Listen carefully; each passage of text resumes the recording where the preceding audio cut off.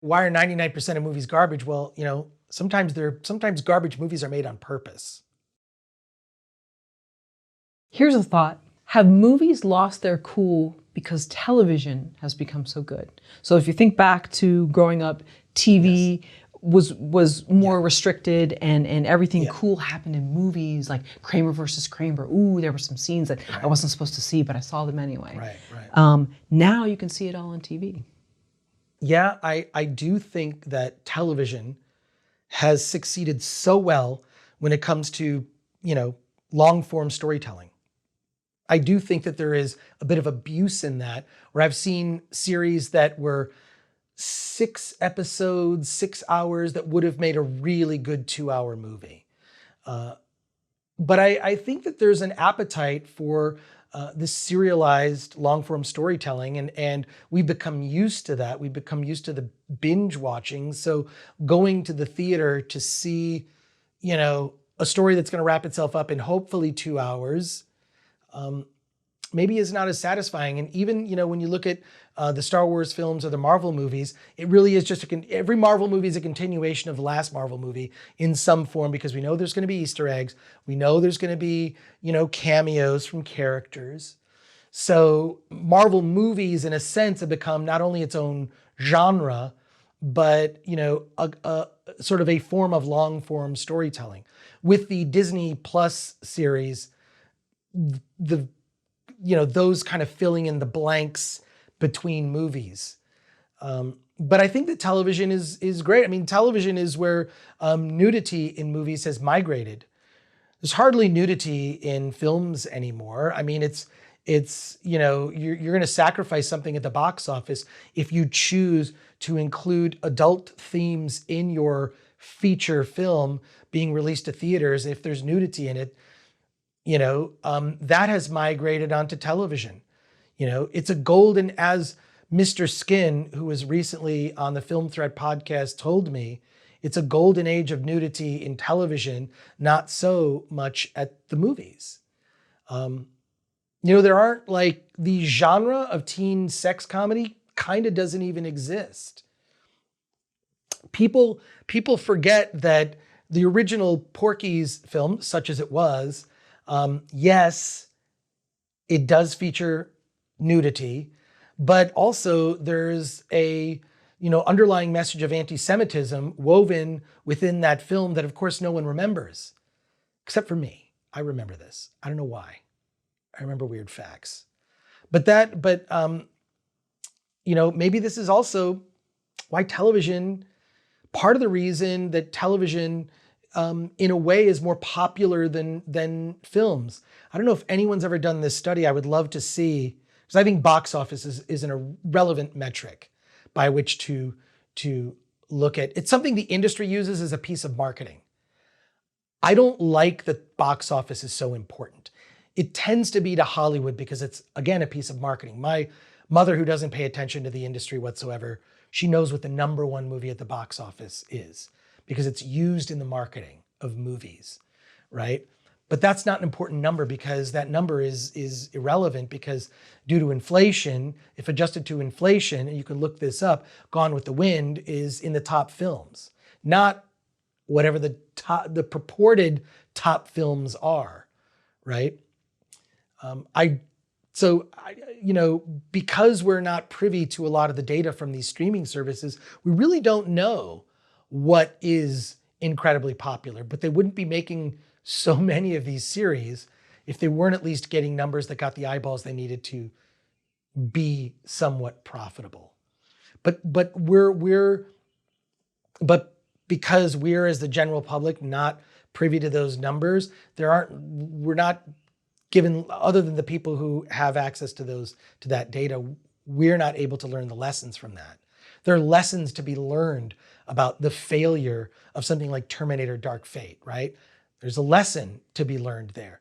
I don't think Hollywood's quite learned the lesson yet.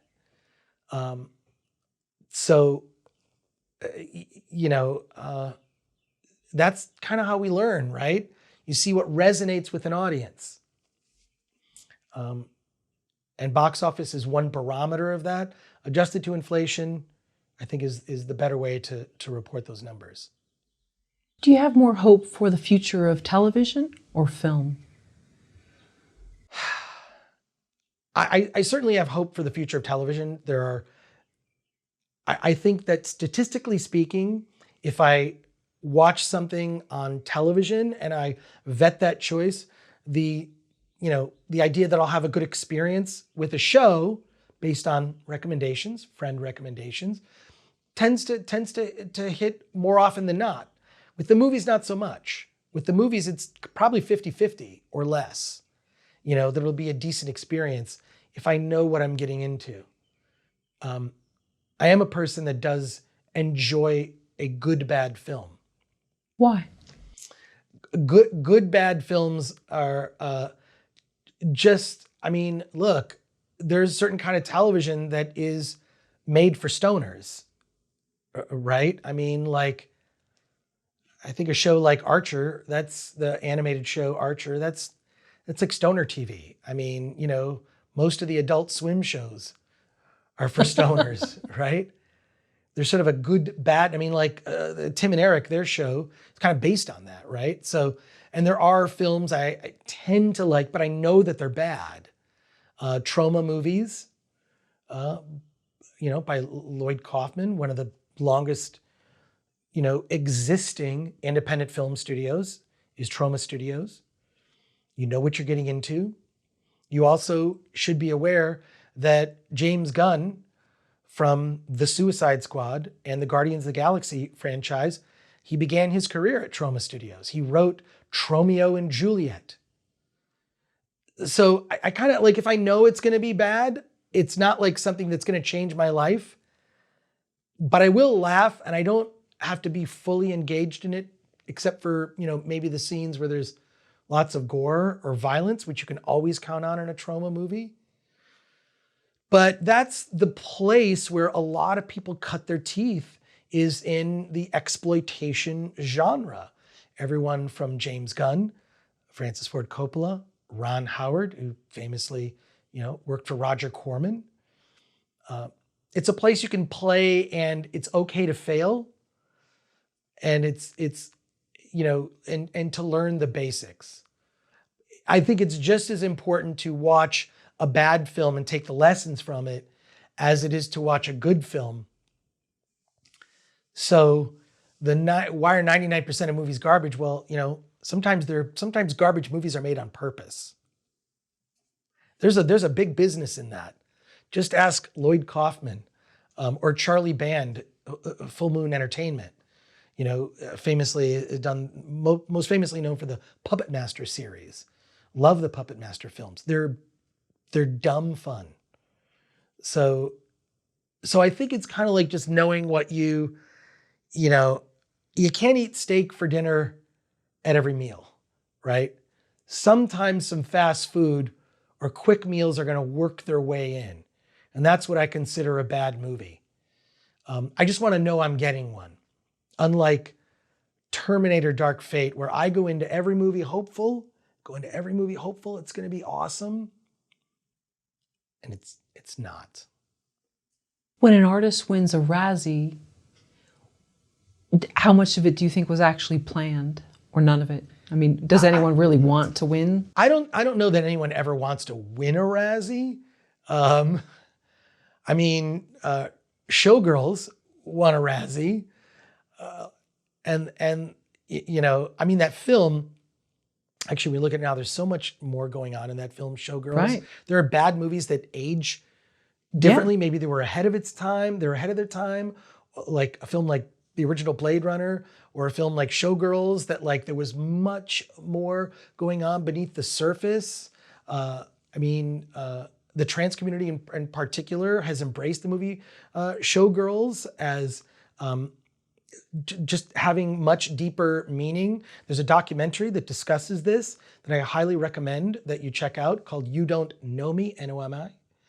Check out that documentary. That's a whole deep dive analysis of Showgirls, a sort of re-examination of that. Additionally, why there's a whole fandom around Showgirls, which I find fascinating. Great documentary that breaks that apart and looks at it. But we just don't know like what's gonna age well with time, right? Like what's going to defy, what will be a cult classic, which no filmmaker wants to win a Razzie or have a film that's called a cult classic, because both of those things imply that you failed. And I don't think I've ever met a filmmaker that tried to make a bad movie. Although I will say this, John Waters has a great quote about that. John Waters said, you know, if you try to make a bad film, you can't fail.